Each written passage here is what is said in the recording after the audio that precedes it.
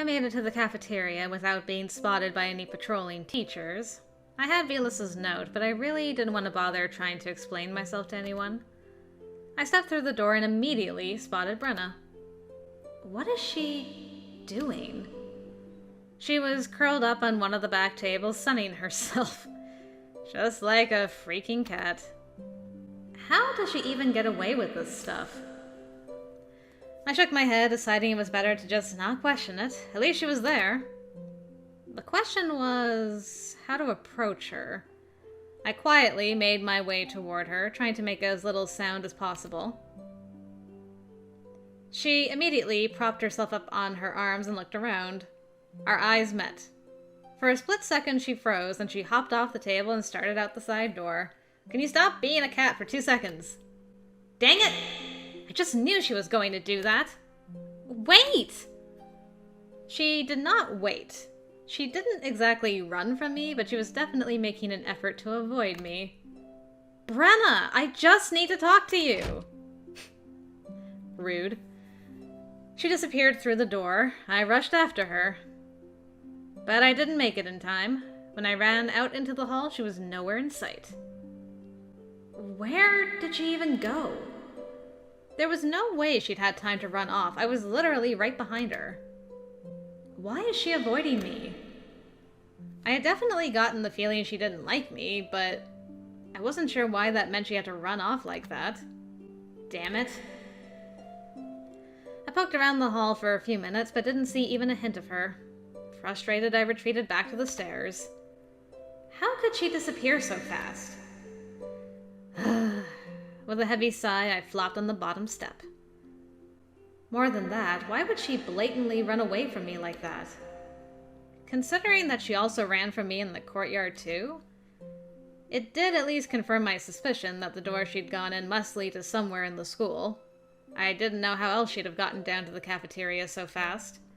I wonder if she can just do that with any door. Like maybe she did something to the cafeteria door and just disappeared somewhere else. I had no idea how I was going to convince her to help me if she didn't even want to talk to me. Ugh.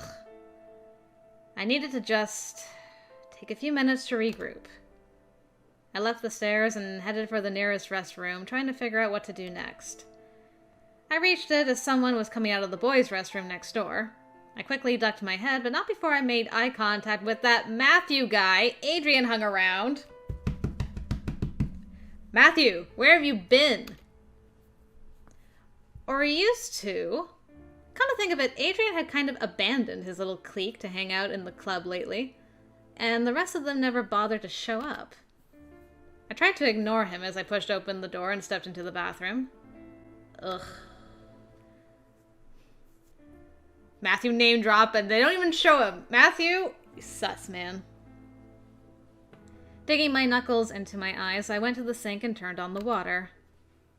I splashed the cold water on my face and looked up at my reflection. I just looked like me.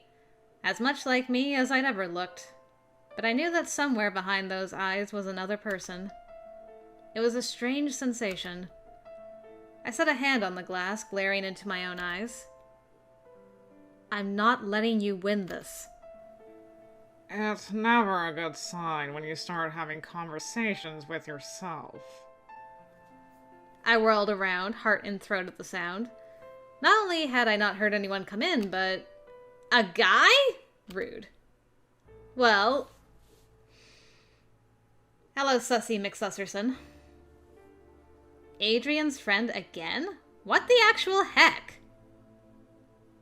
What are you doing in here? He didn't say anything as he approached the sink. I backed away from him, super weirded out by the fact he'd followed me in here. He grabbed my hand, icy fingers wrapped around my wrist tightly.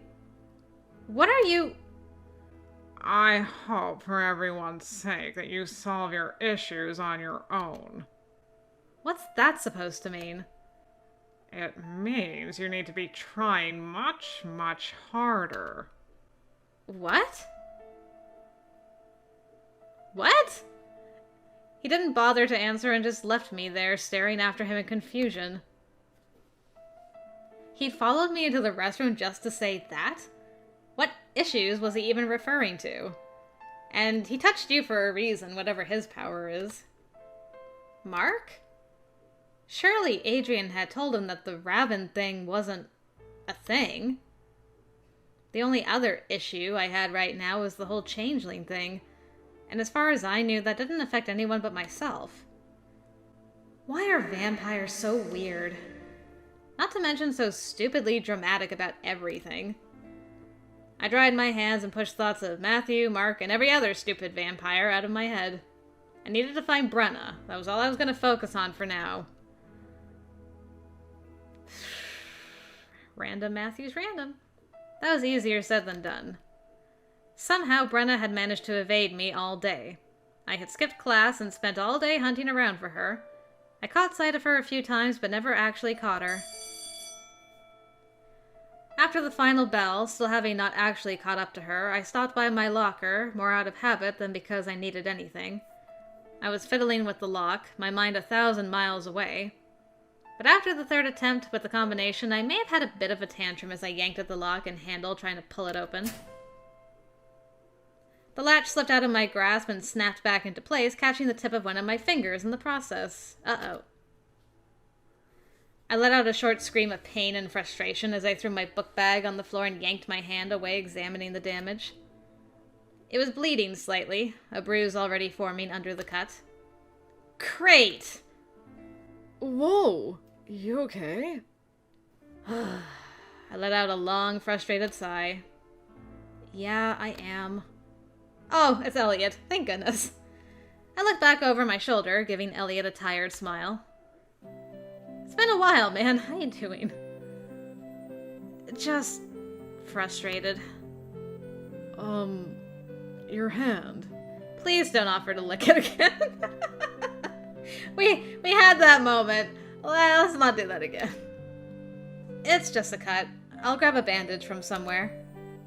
Want me to take a look? He took my hand without waiting for an answer, examining where the skin broke. You aren't thinking of having a sip, are you? He gave me a sheepish smile. Well, I mean, it's already leaking out anyway. What? No! I'm sorry. No. That doesn't make me an entree.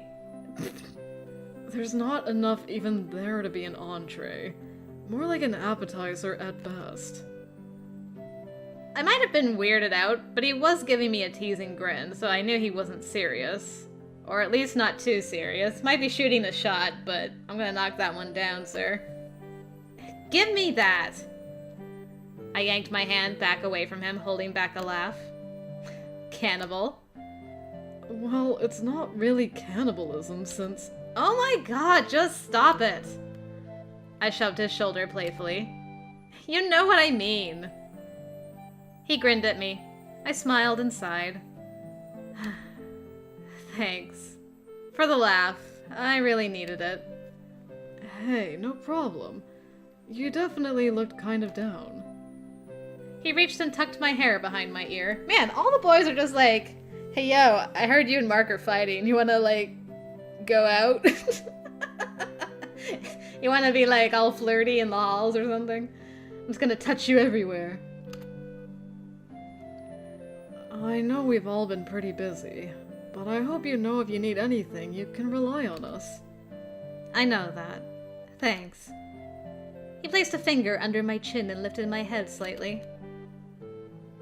I know this stuff is pretty hard at first, but keep your chin up. It gets better, I swear. Poor Marc, he's had to watch, like, Nora flirt with two guys. They've just been like, hey... You know, there are plenty of empty classrooms available. Perhaps you should consider relocating to one of those instead of flirting in the middle of the hall. Flirting? Not everyone is interested in the little show you're putting on. Everyone? There was literally no one else around. And show? It's not like we were making out in the hall. He was being awfully snarky for someone who didn't even like humans.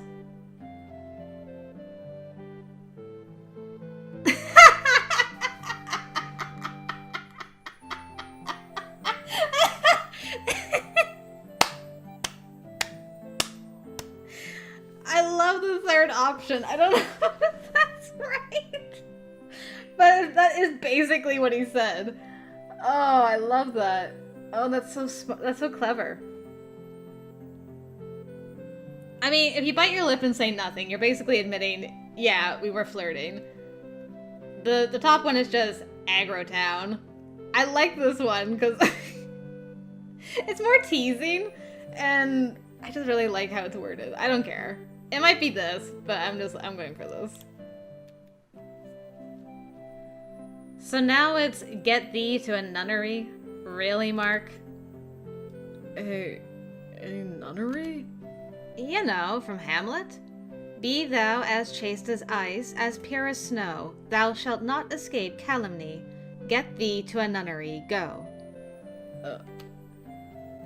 Looks like Mr. Grumpy Butt isn't the only one that needs a tutor. Hamlet's kinda cranky, so he bites his girlfriend's head off.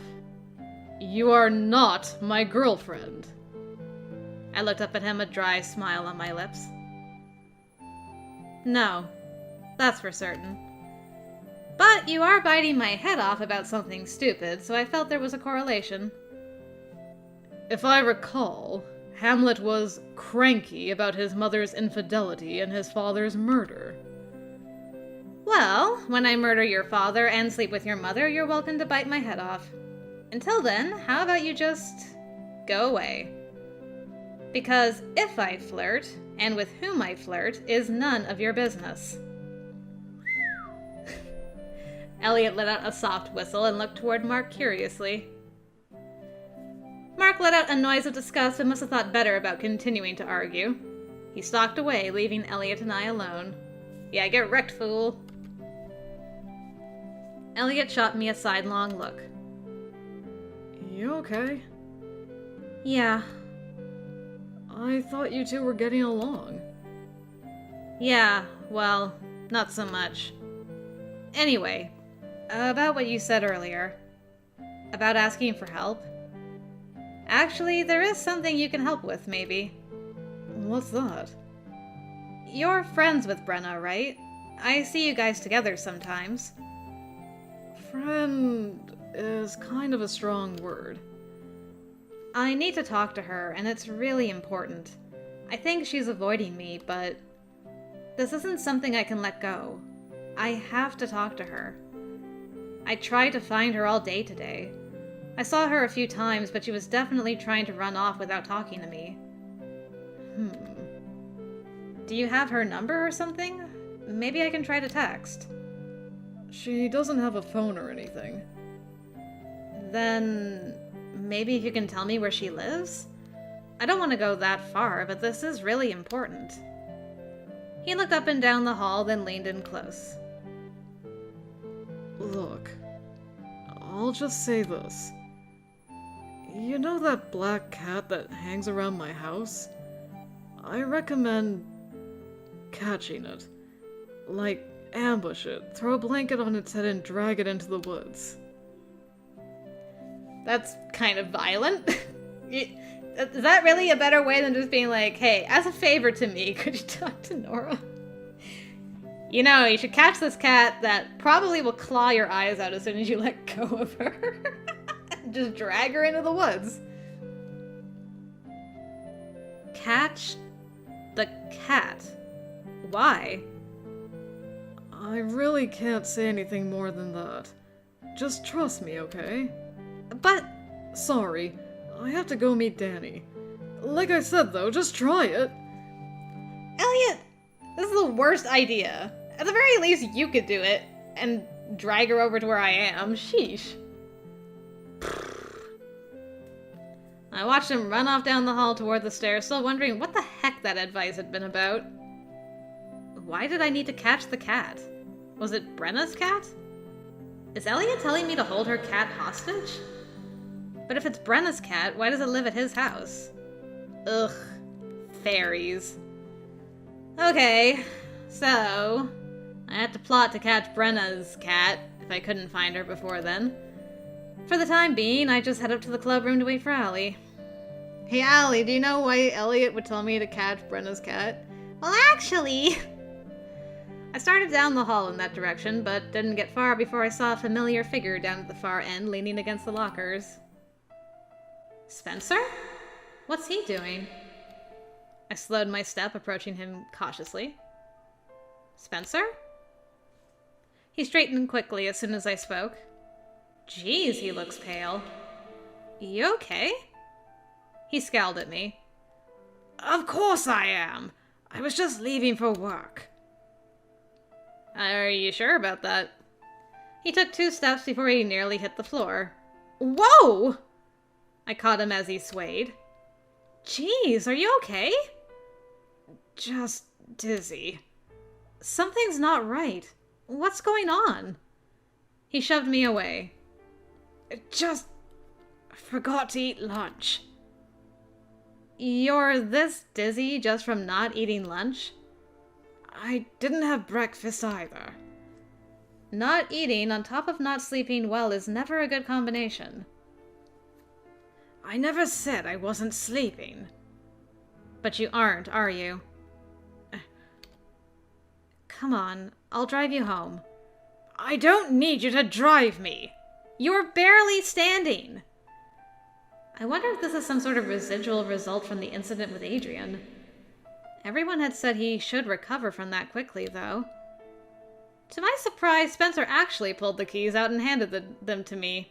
That alone was enough to make me worry even more. We didn't talk during the drive home. I wanted to ask more about his condition, but I didn't even know what to say, or what I'd be implying with my questions. He'd been spending so much time with Adrian lately. It wasn't possible that Adrian had done it again, right?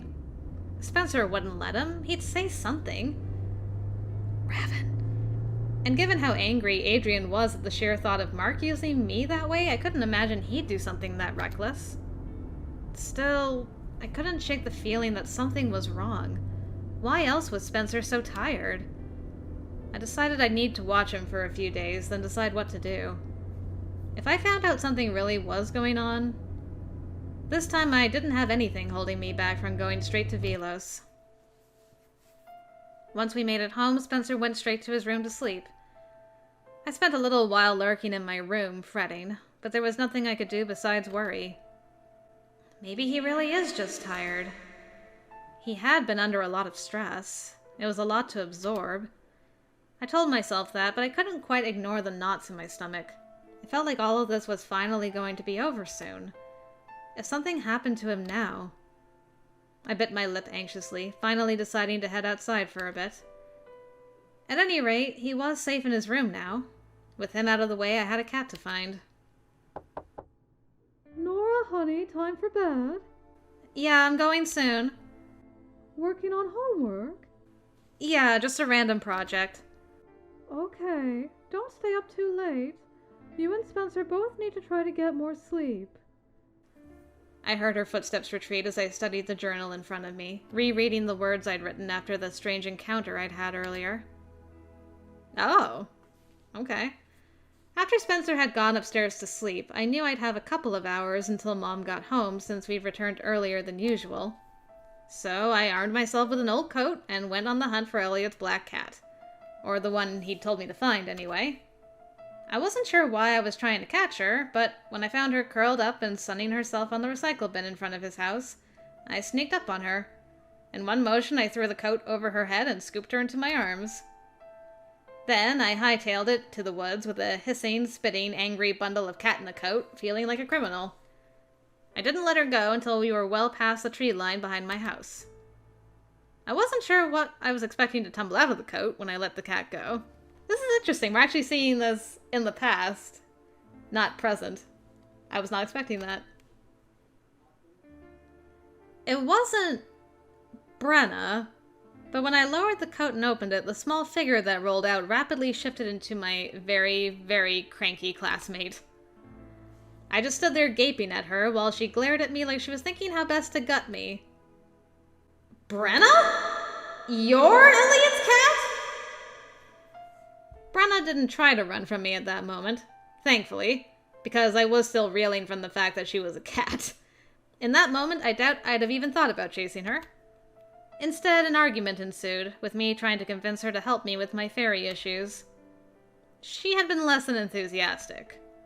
Even after I had pointed out to her that she had already helped me before, she insisted that it wasn't because she had any particular affinity for me. It was more that she just hated other fairies and wanted to be a thorn in their collective side.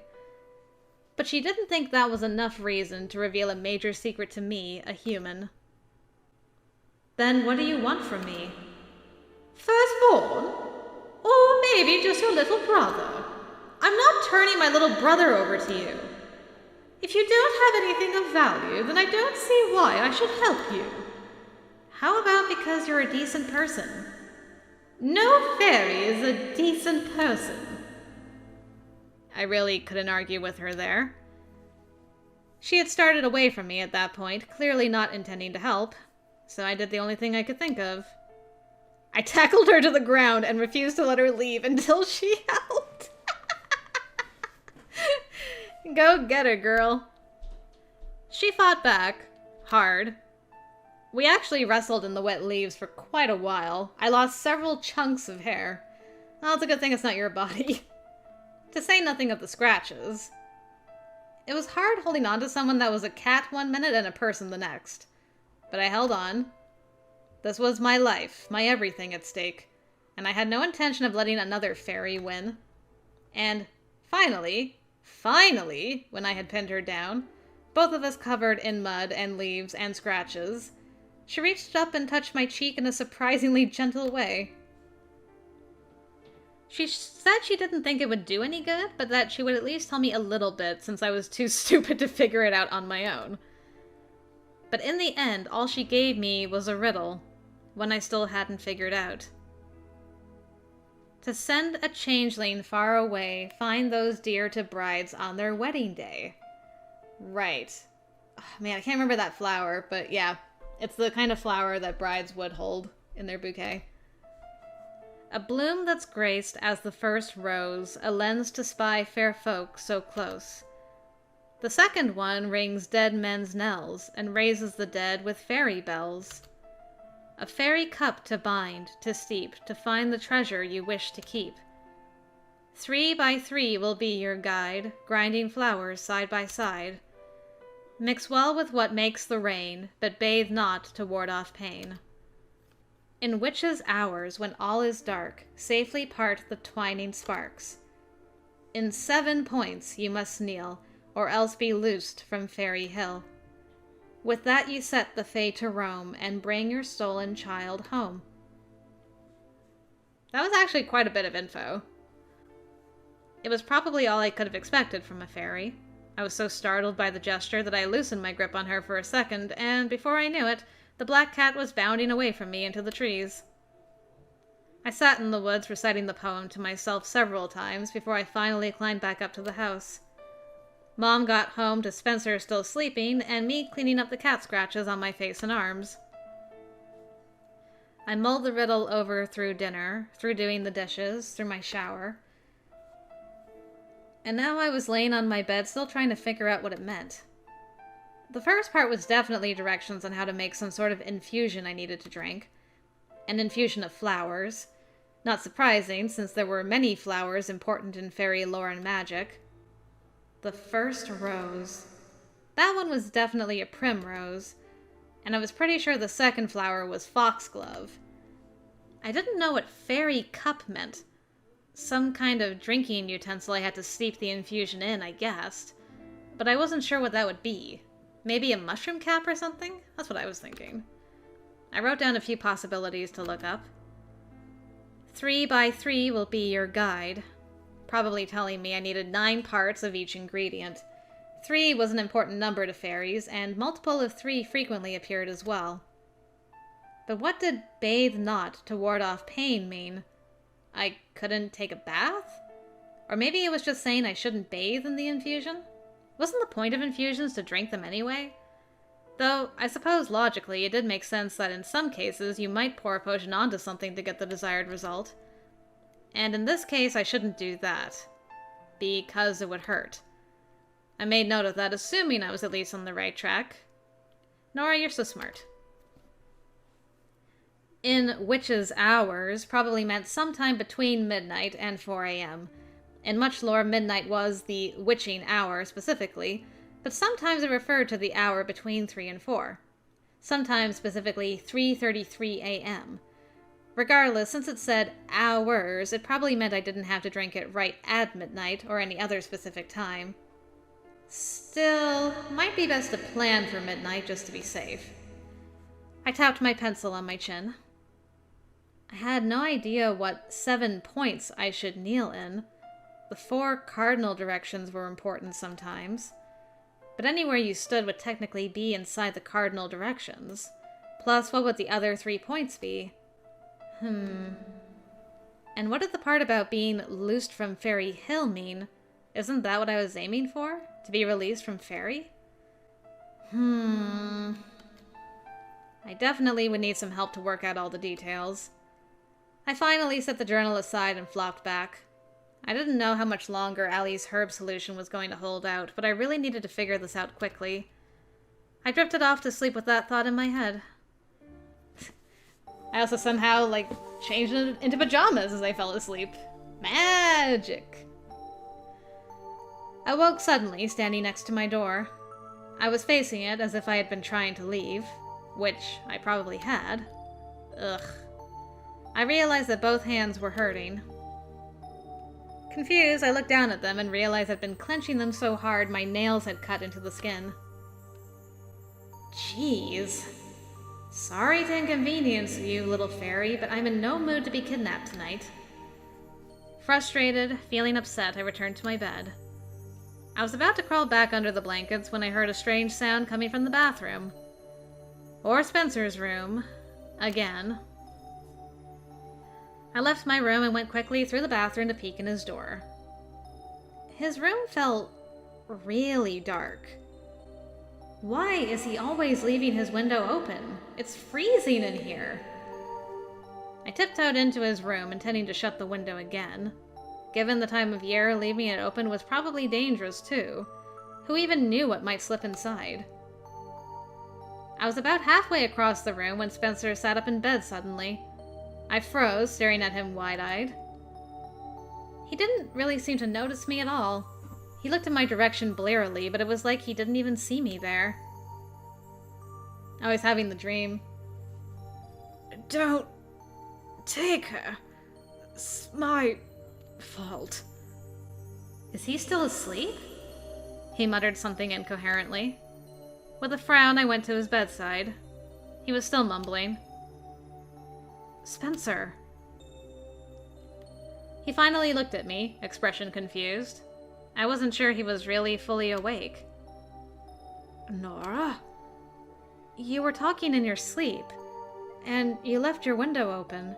You really need to stop doing that. Can't leave it. I'll shut it. Just go to sleep, okay? He shut his eyes, surprisingly compliant. I got up and closed the window, pulling the curtain shut. I left him there and returned to my own room. Poor guy. I still had a lot of frustration built up over the last few years, but it seemed like everything that happened was hitting him pretty hard. I couldn't help but worry about him. No matter what Marc said, it really seemed like he'd suffered quite a bit. The mental stress he'd been under and was under now had to be pretty tremendous. I flopped back into bed, staring at the ceiling. I wanted it to be over. All of it. And I worried that even if I managed to reverse what had been done to me, he and I were both part of this world now.